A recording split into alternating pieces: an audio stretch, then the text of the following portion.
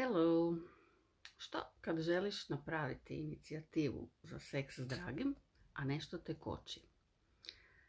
Ovako nešto sam dobila večeras od jedne pratiteljice, upit u inbox, i pomislila sam si tko zna koliko se žena muči s takvim pitanjem, pa ajde da malo popričamo o tome. Pročitat ću evo točno segmente njenog pitanja. Moj dragi želi da ja nekad iniciram seks, ali ja se nekako kočim. I baš me strah da ne zeznem. I ne znam što.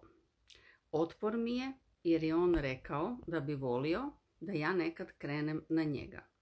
I otpor mi je zato što mi je to rekao, pa mi je sad to u glavi jer sam uvijek mislila, da to moraju muškarci. Draga moja, znam da ćeš se prepoznati. Hvala ti na ovom pitanju i znam koliko može biti neugodno osjećati se u svakoj situaciji kad u stvari hoćeš, htjela bi, a onda te nešto unutar tebe koči. Evo šta možeš napraviti. Prvo, možeš popričati iskreno, otvoreno sa svojim dragim što ti se muva po glavi i što te muči. Jer ovako, dok mu još nisi ništa rekla, unutar sebe možeš osjetiti pressing, dupli pressing. Imaš otpor, a što, a kako, a šta će on, a šta ako on nešto primijeti. Znači, kad mu kažeš iskreno šta te muči, prvo ćeš imati olakšanje jer nemaš dva tereta na glavi. Drugo, kad si otvorena, kad si ranjiva, tako se stvara povezanost u vezi, tako se stvara bliskost. Tako da je to u svakom slučaju win-win situacija. Drugo, možeš se zapitati zašto imaš otpor prva započeti sa seksom. I možeš si napisati odgovore. Sve što ti padne na pamet možeš si napisati. Možda je to strah hoću li ja biti dobra, možda je to strah šta će on misliti o meni. Može biti x razloga. Kad to staviš na papir, bit ćeš jasnija sama sebi.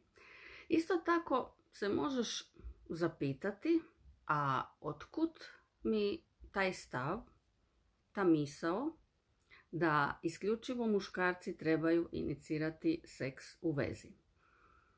Isto tako možeš napisati odgovore, vjerojatno će te iznenaditi. Kad sam jednom tako razgovarala s klijenticom, ona je rekla da je cijelo djetinjstvo slušala: ako žena inicira seks, onda je to laka žena, muškarac može o njoj misliti da je to jedino što ona može pružiti, da ga može samo sa seksom zadržati.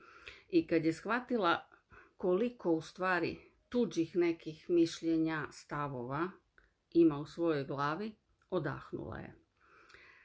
Veselilo bi me da ostaviš komentar ispod ovog videa, ili ako i ti imaš nekako pitanje vezano za izazovnu situaciju u svojoj vezi, možeš ga napisati ovdje u komentaru ili mi ga možeš poslati u inbox. Znači, još jednom, ako imaš otpor inicirati seks sa svojim dragim, a voljela bi, popričaj s njim, kaži mu što te muči. Zapitaj se otkud mi taj otpor, zašto, čega se bojim. I ako i tebe, kao i ovu moju dragu pratiteljicu, muči ili imaš stav da isključivo muškarac treba inicirati seks, pitaj se, a gdje si ti to čula? Tko to kaže? Tko je rekao? Jel Zeko rekao? To je to za večeras. Pozdrav, čao!